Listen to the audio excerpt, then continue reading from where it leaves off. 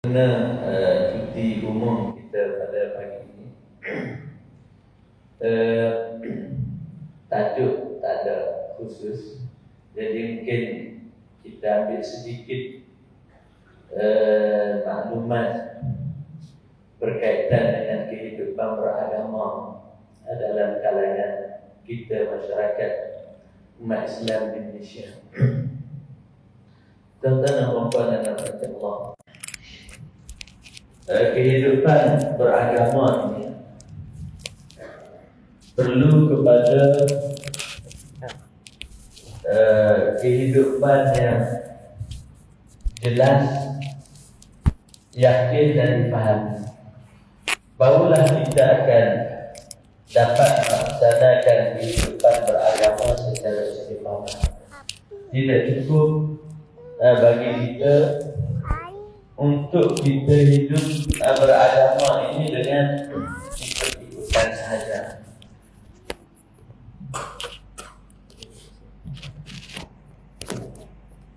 Tidak cukup dengan ikutan-ikutan sahaja, ataupun dengan sebab kita dipaksa.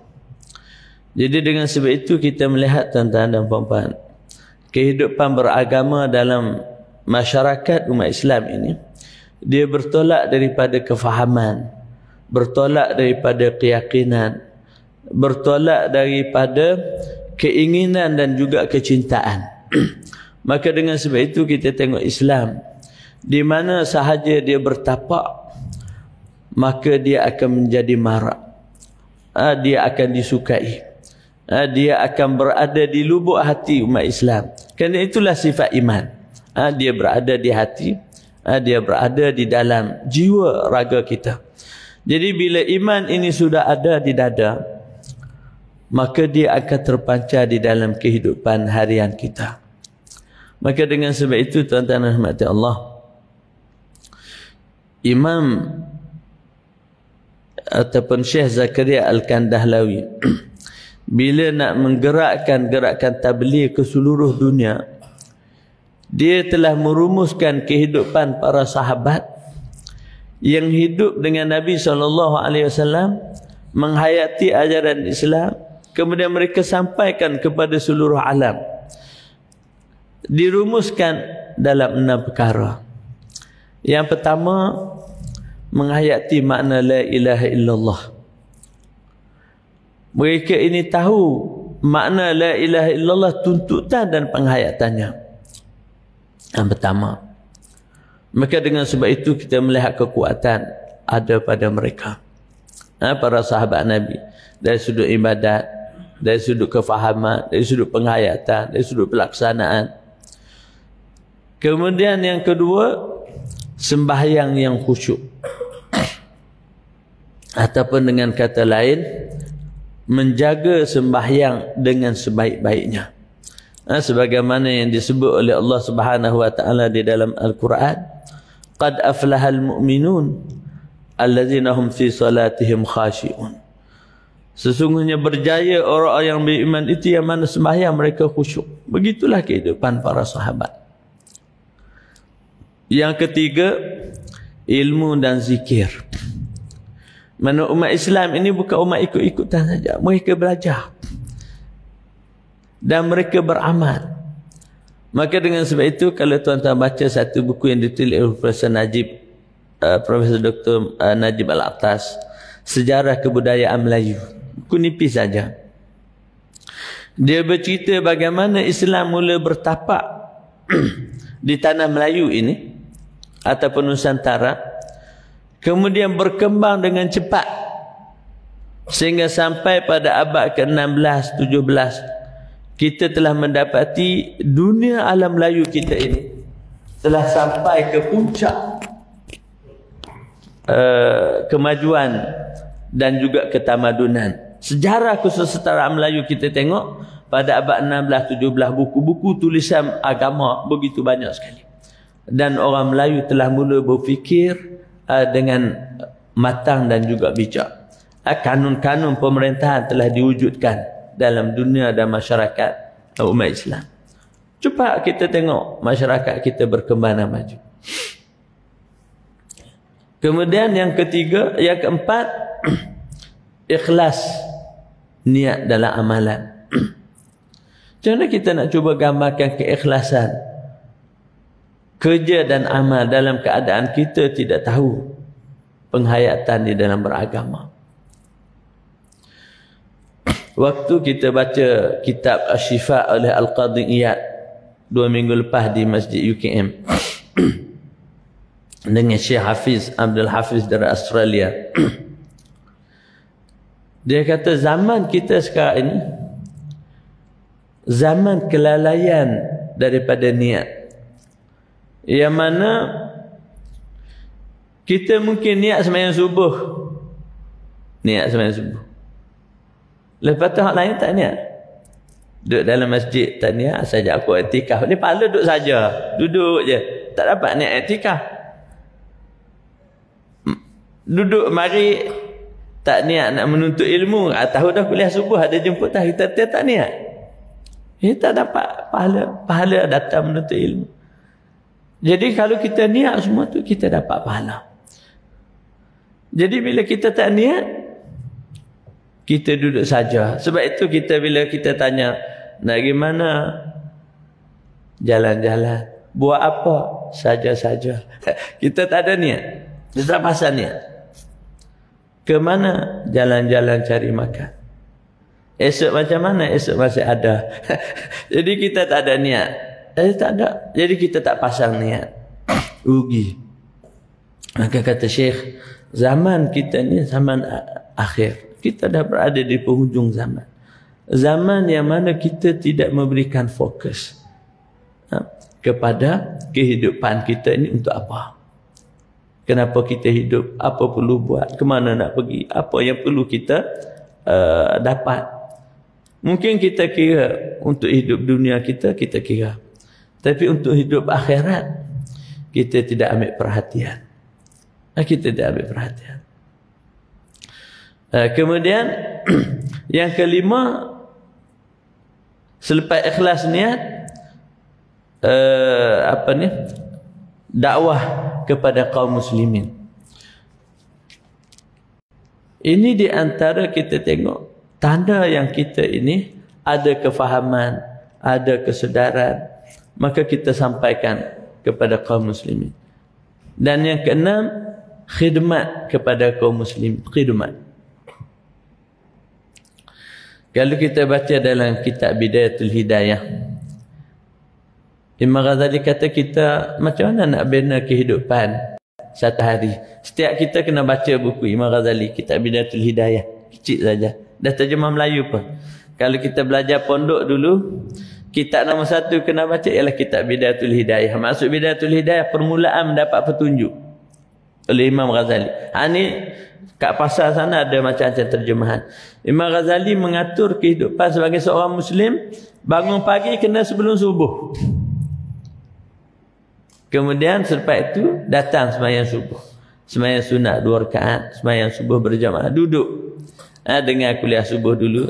Atau start tu zaman Imam Ghazali, dia tak ada kerja macam kita. Kita nak pergi kerja jauh, sekolah apa. Ahad yang kerja sekolah, kita ikutlah sistem kita. Tapi nak kata, macam mana kita nak atur kehidupan?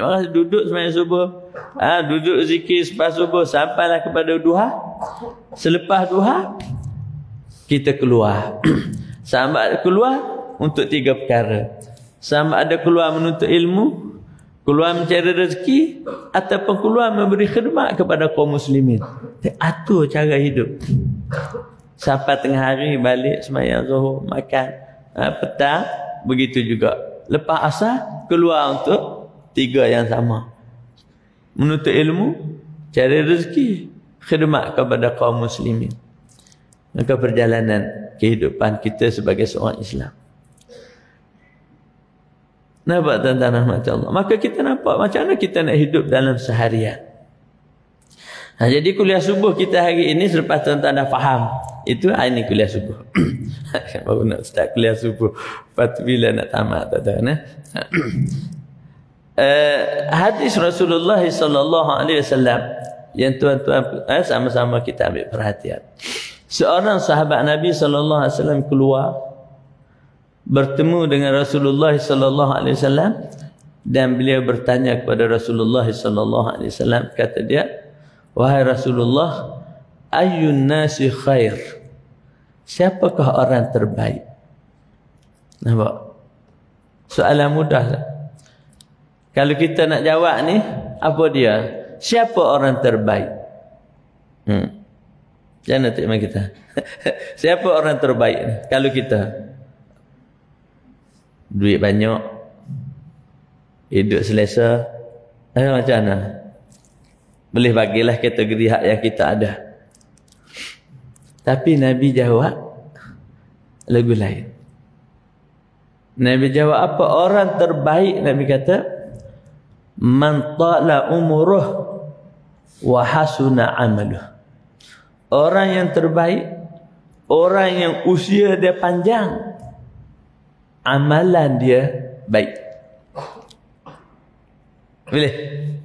Soalan mudah. Kata sahabat datang, ya Rasulullah, ayun nasi khair, siapa orang terbaik?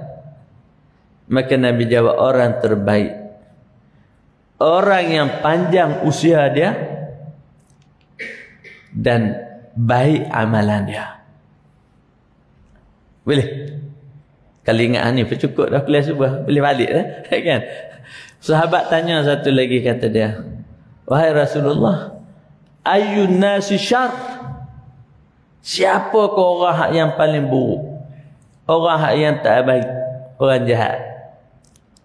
Maka jawab Rasulullah sallallahu alaihi wasallam, man tala umruh wa sa'a amaluh. Orang baik, orang tak baik ini adalah orang yang usia panjang tetapi kehidupannya dipenuhi dengan keburukan. Terbaik. Semua rasa kita boleh faham dah. Boleh faham? Nah, jadi Nabi kata, orang baik, orang tak baik. Bolehlah balik hari ini kita pun buat ukuran, parameter untuk kita, timbangan neraca untuk kita. Dengan kadar usia yang kita ada, kita ini orang baik ke orang tak baik? Sahabat dia tanya gitu sebab apa? Sebab mereka nak jadi orang terbaik. Sebab mereka nak jadi contoh kepada umat. Dan Nabi pun suruh kata begitu. Nabi kata, orang yang terbaik ini ialah orang yang mengikut aku, maka ana alaihi ana wa ashabi. Orang yang ikut aku dan cara para sahabat. Jadi sahabat ni orang terbaik, tuan-tuan. Sehingga Nabi kata, ashabi kan nujum. Sahabat aku ni macam bintang di langit. Bi ayyihi muqtadaitum ihtadaitum. Kamu ikut siapa-siapa di kalangan mereka ini, kamu berpegang dengan hidayah. Kamu berpegang dengan hidayah. Sahabat Nabi. Jadi mereka mencari kebenaran. Mereka beramal dengan apa yang disarankan oleh Nabi SAW. Ada sahabat lain datang bertanya kepada Rasulullah SAW. Kalau kita hari ini kita tengok orang berjaya, kita tengok orang kaya, kita pergi tanya, Datuk kaya ni buat macam mana? Kan? Kalau kita tengok orang hebat, kita kata hebat ni buat macam mana? Macam mana boleh jadi hebat? Sebab kita nak jadi orang hebat, orang terbaik, kita tengok bisnes-bisnes yang usahawan-usahawan berjaya, kan? Bagi syarahan, bagi panduan. Tak ada hak yang orang yang cepat kaya, tak ada. Dapat skin cepat kaya, betul tak bagi syarahan. Orang ni nak dicontohi, nak dijadikan panduan. Maka orang pergi bertanya, macam mana tuan-tuan berjaya? Sahabat Nabi, tidak ada orang yang boleh memandu kita kepada kejayaan dan juga kepada kebahagiaan dunia akhirat kecuali Nabi. Maka sahabat pergi tanya lagi kepada Nabi SAW. Kali tadi tanya siapa orang baik, siapa orang jahat, untuk dibuat ukuran. Ada sahabat pergi tanya, ya Rasulullah, ayul a'mali khair, ayul a'mali afdal, apa amalan yang baik, apa amalan yang afdal? Maka Nabi SAW menjawab, as-salatu fi awwali waqtiha. Nabi kata amalan yang terbaik ialah sembahyang di awal waktu. Tengok tuan-tuan. Amalan terbaik ialah sembahyang di awal waktu. Dan ini di antara perkara yang sangat penting untuk kita berikan perhatian. Khususnya kita di surau, kita kata perumahan kita ini yang ramai ini. Ini perlu kita jaga. Bagi kita semua yang kuasa surau. Kita jadikan kemeriahan kita adalah sembahyang berjamaah di awal waktu. Kerana inilah kekuatan kita. Hilang kesedaran berjemaah dan bersalat di awal waktu akan melemahkan kita. Hidup surau dengan sembahyang berjemaah ni, maka hiduplah perumahan kita ini dengan rahmat dan kasih sayang Allah Subhanahu Wa Taala. Tak hidup, kita akan tengok. Tak hiduplah keriangan dan keramahan di persekitaran surau kita ini. Kalau kita tengok di Palestin, imam kita doa sedap Palestin tadi. Orang tutup Masjidil Aqsa, umat Islam lagi sembahyang subuh macam sembahyang Jumaat. Sembahyang Jumaat, sembahyang subuh. Orang suka, orang halang. Tapi umat Islam penuh, maka digeruni oleh Israel. Takut dia. Tak bawa senjata pun. Tapi dia sekat dihalang. Kerana mereka memenuhi Masjidil Aqsa itu. Bahkan dulu pernah, saya ingat dalam buku apa saya baca, Musyidayan yang pakai macam lanun tu, bekas Perdana Menteri saya yang mata sebelah, pernah dia kata Palestin ini tidak boleh untuk mengalahkan kami, sehinggalah mereka sembahyang subuh seperti sembahyang Jumaat. Dan hari ini tentera Israel ini dipanggil tentera yang tidak dapat dikalahkan atas dunia ini. Al-Jaishul ladzi la yuqhar, kata dia. Tentera yang tidak dapat dipatahkan oleh mana-mana. Hari ini dia tembak mati oleh masyarakat Palestin. Dan ternyata mereka boleh kalah. Ternyata mereka juga tewas bila kita ada iman. Hari ini tuan-tuan dan rahmati Allah, hal ini perlu kita beri perhatian. Khususnya kita dengan anak-anak kita yang berada di taman kita ini. Sebab apa? Tuan-tuan nanti balik perhati, kita kalau yang Selangor minggu sudah kita baca khutbah tentang solat Jumaat. Tentang solat dalam khutbah Jumaat yang lepas.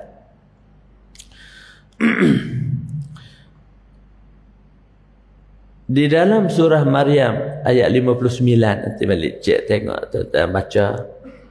Allah Subhanahu Wa Taala selepas bercerita tentang para anbiya,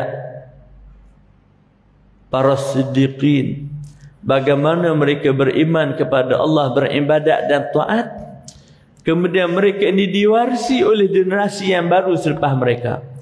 Maka Allah Subhanahu Wa Taala berfirman, generasi yang baru ini menyimpang daripada ajaran dan tunjuk ajar generasi yang pertama yang berjaya.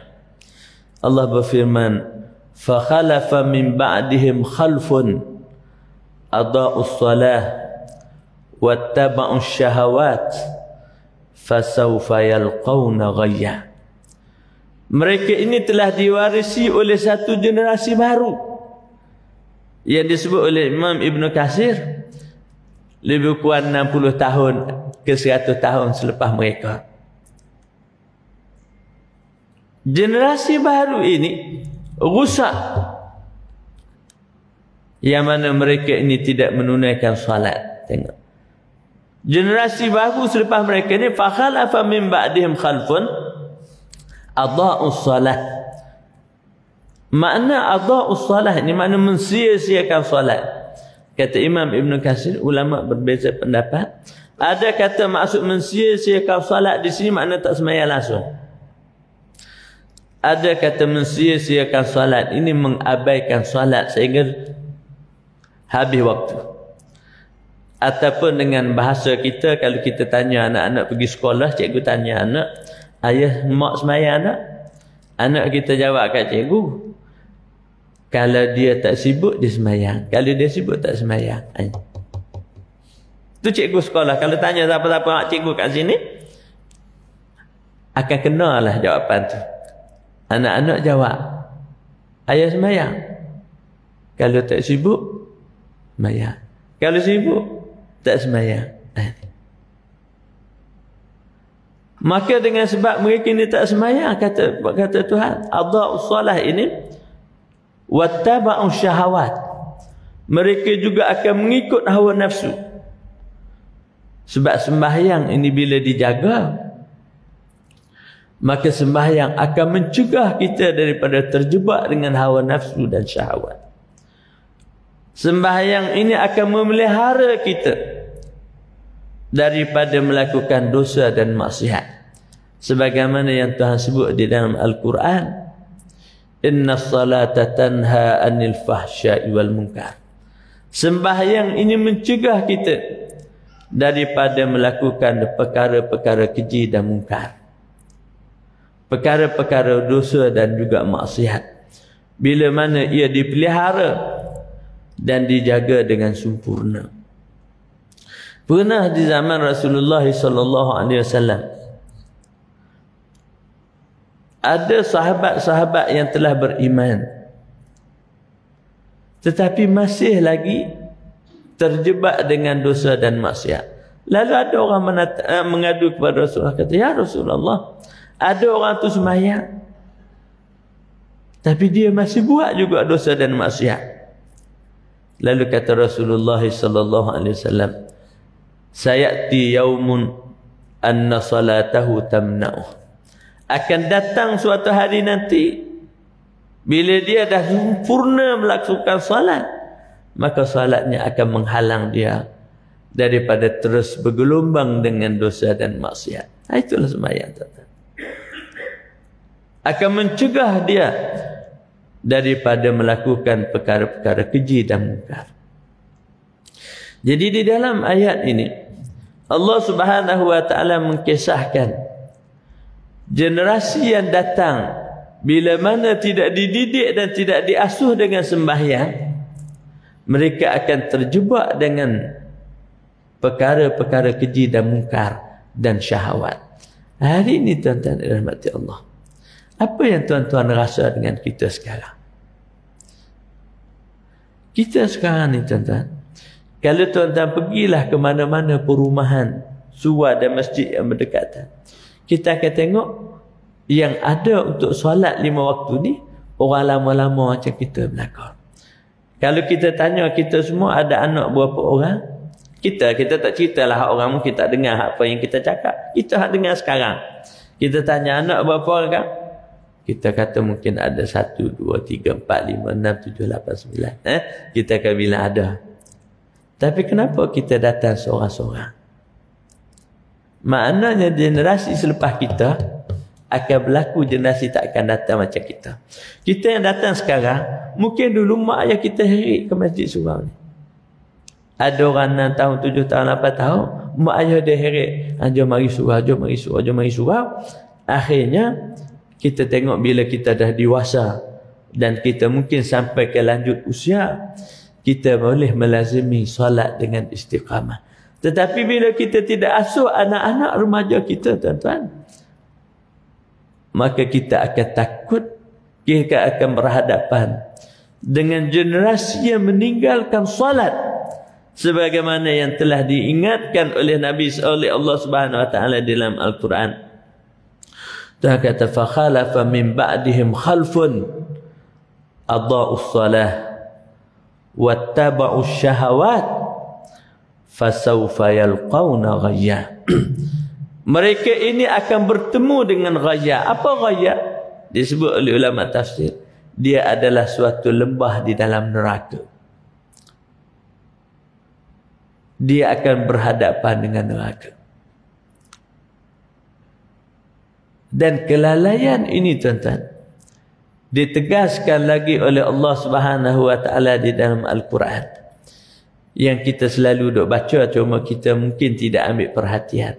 Lepas kuliah subuh nanti, tuan-tuan naik ke rumah masing-masing, tolong buka tengok surah hak yang selalu kita baca dalam sembahyang, surah pendek saja, iaitu surah At-Takasur. Alhaakumut takasur, melalaikan kamu dengan kehidupan, kerana kita nak memperbanyakkan harta, mencari rezeki dan menambahkan keseronokan di dalam kehidupan. Sebab itu kita tanya, lama tak nampak? Sibuk Ustaz. Sibuk Ustaz. Pergi mana? Allah, banyak kerja luar, tak ada. Ya? Maka kata alhaakum at-takasur hatta zurtumul maqabir, sehingga kamu menziarahi kubur. Tak kata zurtum, ziarah, dan maknanya sehinggalah kamu berhadapan dengan kematian. Bukan lagi ziarah, tetapi kamu akan dibawa dan diheret ke pusara masing-masing. Habis tu tengok ayat selepas, dia kata kalla saufa ta'lamun, jaga nanti kamu akan tahu. Summa kalla saufa ta'lamun, dan jaga kamu akan tahu. Dalam bahasa Arab ni dia ada sin dengan saufa. Kalau sin ini macam saya qulu sufaha, juz yang kedua, saya qulu sufaha, orang-orang yang bodoh ni akan berkata, mana cepat dia akan kata sekarang. Kalau saufa, mana menunjukkan masa yang akan datang jauh. Maknanya mu tahu lepas ni, tapi bukan dekat jauh, mana mati dulu. Kamu akan tahu, kamu akan tengok, seolah kata Tuhan. 2 kali Tuhan kata. Sekarang ni dia yang maha mengetahui, dia maha kuasa, dia yang memiliki segala, dia yang cakap kamu akan tahu, kamu akan jumpa nanti. Tuhan kata kat kita lah gitu. Kita buat dak je selesa, tak ada apa. Kita kata relax brother. Kita masih ada, esok masih ada. Tidak ada apa-apa, tidak terancam, dan tidak mengusik dan menarik perhatian kita. Maka kata Allah Subhanahu wa taala, la tarawunnal jahim, kamu pasti akan tengok neraka. Tengok ayat tadi. Tuhan kata fasawfa yalqawna ghayah. Tuhan guna saufa juga sebab masa panjang, kita pun tak tahu bila nak mati. Kamu akan jumpa neraka kat sana. Tuhan kata dalam ayat ini, Tuhan kata la tarawunnal jahim, kamu pasti akan tengok neraka. Kita wadak lagi. Tuhan kata summa la tarawunnaha ainal yakin, mu akan tengok dengan mata kepala kamu sendiri. Lah, tengok mata kepala ni maknanya real, sungguh dan sebenar. Kalau bahasa orang Kelantan, dia kata tengok sengoti. Tengok sungguh. Maka kamu akan tengok sungguh-sungguh. La tarawunnal jahim. Summa la tarawunnaha ainal yaqin. Summa la tus'alunna yawma idzin anin na'im. Dan semua hak yang kamu nikmati hari ini, nikmat ini semua akan ditanya. Apakah kamu pernah bersyukur kepada Allah? Apakah kamu tahu menghargai segala pemberian yang telah diberikan kepada anda, sehingga anda tidak ada waktu untuk balik kepada Tuhan, tidak ada masa untuk mengambil perhatian dan mendengar peringatan-peringatan Tuhan? Siapa anda? Tidakkah pernah anda bertanya, siapa saya? Kenapa saya diwujudkan di dunia? Apa yang perlu saya lakukan di sini? Kemana saya akan pergi? Tak pernahkah kita fikir begitu? Orang yang berfikir semua ini tidak ada pilihan kecuali dia kena masuk Islam. Pernah ada orang Jepun Sewaktu saya pengarah pusat Islam di KM dulu. Nama dia Mustafa. Datang daripada Jepun. Selepas dia masuk Islam, datang ke Jepun. Kita programkan dia untuk masuk sambung belajar buat master di Institut Islam Hadari. Sebab dia datang bukan dia nak sijil, dia nak datang untuk nak belajar Islam.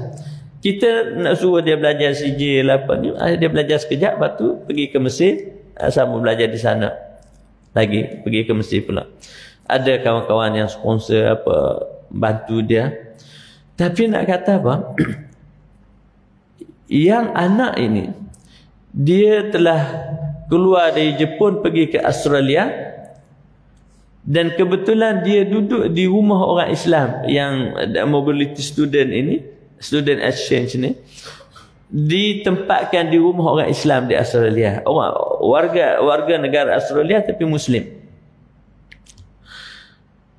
Lalu dia bertanya kepada keluarga akak dia ini beberapa soalan tadi. Dia kata dia berfikir, ni belasan tahun. Sebab negara maju, orang fikir benda-benda gini. Kita sekarang ni mungkin fikir nak makan, nak seronok lagi, tak ada fikir benda macam ni. Sedangkan itu kewajipan kita. Kita di dalam kitab ulama kita dalam matan Jaharah kata fa kullu mukallafin syar'an wajaba alaihi ayya'rifa ma qad wajaba lillahi wal jaiz wal mustahil kadza li ruslihi fastami'a. Setiap orang mukallaf kena fikir dan mengenal Tuhan, mengenal Nabi Muhammad sallallahu alaihi wasallam. Mesti kena tahu. Kalau tidak ada makna dalam kehidupan. Hari ini kita tengok berapa ramai orang tak kenal Tuhan. Orang tak tahu pun Nabi. Bahkan tidak memberikan kepedulian pun pasal Nabi. Yang penting ada makan, ada minum. Jadi kawan ini, bila pergi ke sana, dia tanya kepada keluarga angkat dia ni. Dia berfikir, bahkan banyak orang seumpama dia juga berfikir sedemikian. Siapa kita? Siapa yang mencipta kita? Kenapa dicipta kita dan diadakan kita? Apa yang perlu kita buat di atas dunia sementara kita masih ada? Dan mana kita akan pergi? Karena tak faham soalan-soalan ini, banyak orang bunuh diri begitu ya. Di Jepun kita tengok, di antara negara yang paling banyak orang bunuh diri. Kayak kita tahu, kita duduk sini, kita naik kereta Honda, Toyota, dia buat. Tapi dia bunuh diri. Kita selesa naik kereta dia, kan? Bila dijawab kepada dia, dia balik ke Jepun kerana jawapan itu masuk Islam. Yang mencipta kita ini adalah Tuhan pencipta seluruh alam. Jadi Tuhan itu apa dia? Makna ketuhanan itu apa? Ketuhanan mana dia yang maha ada, dia yang maha kuasa, dialah yang maha esa, dialah yang maha kaya, dialah yang memiliki seluruh alam semesta, dialah yang maha kuasa. Itulah Tuhan. Selain daripada itu bukan Tuhan. Itu bukan Tuhan. Maka bila dia balik ke Jepun, masuk Islam. Selepas masuk Islam, dia tamat belajar, ijazah dia itu nak sambung belajar di Malaysia. Untuk nak mempelajari dan melihat dunia masyarakat umat Islam ini. Satu hari dia datang ke pejabat saya di Fakulti Pengajian Islam. Datang. Kita duduk sembang-sembang. Dia kata, Ustaz, nak minta izin. Saya nak pergi mana? Dia kata nak pergi masjid. Sebab apa? Awal lagi duduklah. Dia kata sebab nak asar. Mana sebelum asar tu nak pergi masjid dah. Waktu saya pergi ke Jepun hari itu, bila kita berjanji dengan dia, pemandu bah ke apa, dia akan datang 10 minit awal. Kita ni 10 minit waktu janji baru kita pergi. Lepas tu banyaklah alasan sampai lewat tu. Dia 10 minit, kita kalau janji pukul 7.30, 10 minit sebelum 7.30 dah sampai. Ada kat. Jadi dia tahu asal pukul apa? Sebelum asal nak pergi dah. Kita telah Kawan ni mu'alaf pun masuk Islam. Awak nak pergi sembahyang asar. Kita lama dah Islam ini, tak tengok pun jam asar tu bila. Tunggu azan. Kalau tak dengar azan, terlepas azan. Terlepas. Tengok dia. Berubah cara hidup. Bila kita jadi orang Islam. Kita kuliah subuh ni habis pukul apa? Selalu. Ikut hak yang biasa lah. Tak ikut hak biasa. Ustaz ni pukul apa habis kelas subuh? Syuruk nak syuruk lah. Tu nampak kelip merah dah tu.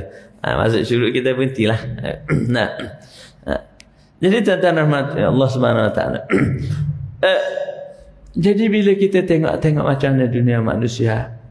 Jadi Allah Subhanahu Wa Taala sebut kalau jaga sembahyang kita akan terpelihara. Bahagia dunia akhirat. Tak ada orang jaga sembahyang hidup menderita, tak ada. Sebab apa? Sebab Tuhan kata qad aflahal mu'minun. Berjaya orang beriman. Sebelum kita akhir 2 minit lagi ni, tuan-tuan cuba tengok dalam surah Al-Muddassir. Dalam surah Al-Muddassir Tuhan cerita dialog ahli syurga dan ahli neraka.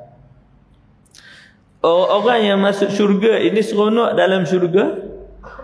Kemudian Tuhan pertontonkan kepada dia ahli neraka dengan penderitaannya. Untuk nak dia rasa syukur, kenapa dia masuk syurga? Dan dia berasa bersyukur dengan keadaan yang dia ada. Maka Tuhan nampakkan kepada dia ahli neraka dengan azab dan seksanya. Lalu ahli-ahli syurga ini bertanya kepada ahli neraka. Qalu ma salakakum fi saqar? Apakah yang menyebabkan kamu ini masuk neraka saqar? Maka ahli-ahli neraka ini jawab, qalu lam naku minal musallin. Kami dulu tak sembahyang. Satu jawapan. Walam naku nut'imul miskin. Kami juga tak beri makan orang susah-susah.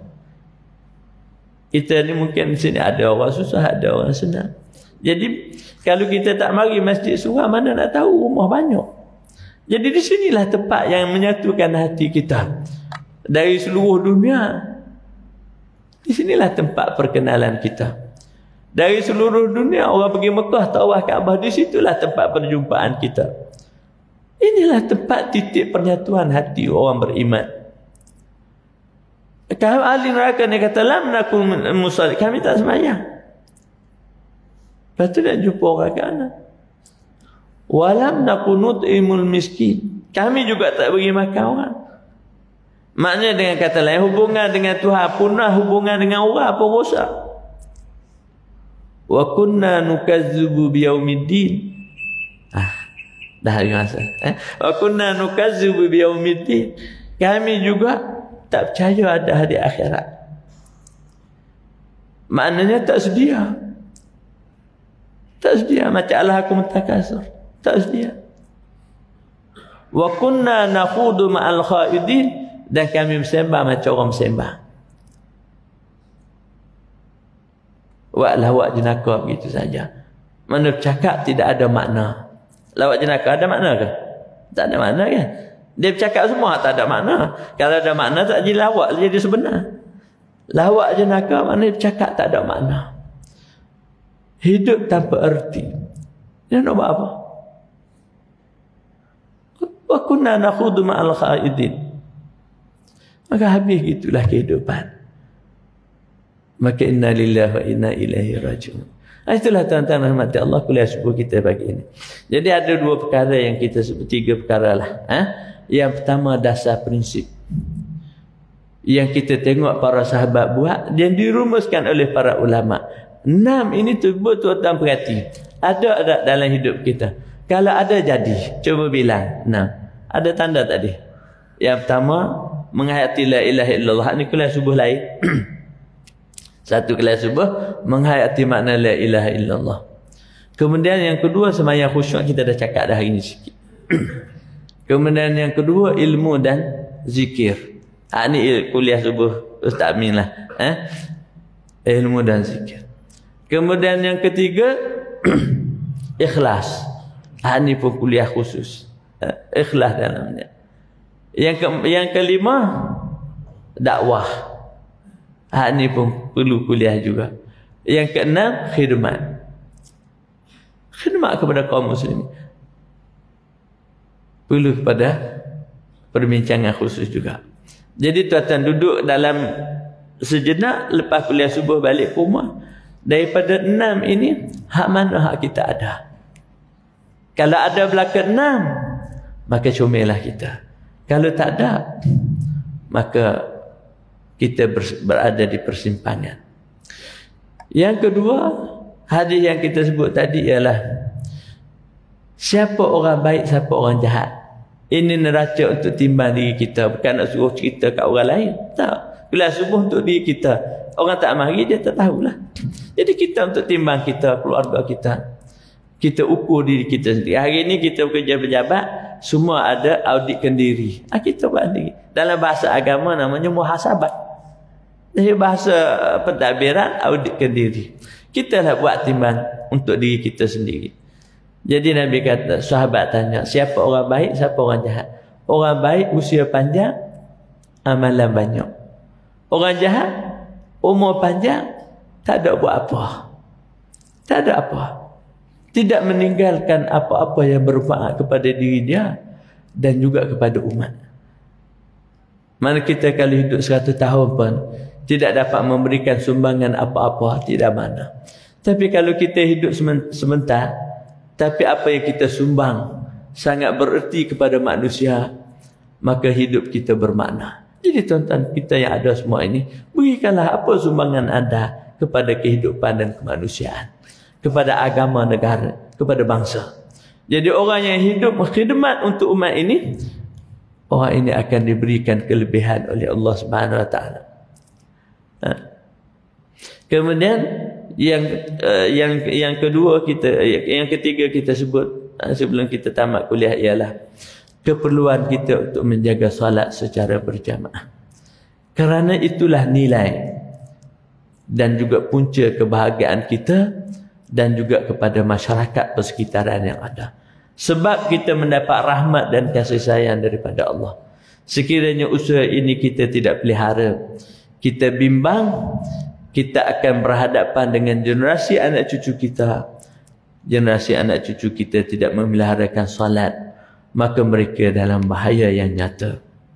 Mereka berada dalam bahaya yang nyata. Sebagaimana yang telah dijelaskan oleh Allah dan tuan telah faham apa yang telah disyarahkan sebentar tadi. Itulah tuan-tuan rahmati Allah, kesimpulan kuliah subuh kita pada pagi ini. Mudah-mudahan apa yang telah disampaikan ini dapat kita faham, dapat kita hayati dan juga dapat kita sampaikan kepada orang-orang yang kita kasihi dan orang-orang yang kita sayangi. Wallahu alam. Terima kasih atas perhatian tuan-tuan. Mohon maaf salah silap dan kekurangan ataupun kelemahan di dalam penyampaian. Nasallallahu subhanahu wa ta'ala an yaj'alana minal ladzina istama'una al-qawla yattabi'una ahsana. Allahumma anfa'na bima 'allamtana wa 'allimna ma yanfa'una wa zidna ilman nafi'an bi rahmatika ya arhamar rahimin. Allahumma inna nas'aluka khaira hadzal yawm. اللهم إنا نسألك خير هذا اليوم فتحه ونوره وبركته ونعوذ بك من شر هذا اليوم من شر ما فيه وشر ما بعده اللهم اجعل أول يومنا هذا صلاها وأوسطه فلاها وآخره نجاها وتكرمة يا رب العالمين وصلى الله على سيدنا محمد وعلى آله وصحبه أجمعين والحمد لله رب العالمين والسلام عليكم ورحمة الله وبركاته. Sekian, terima kasih.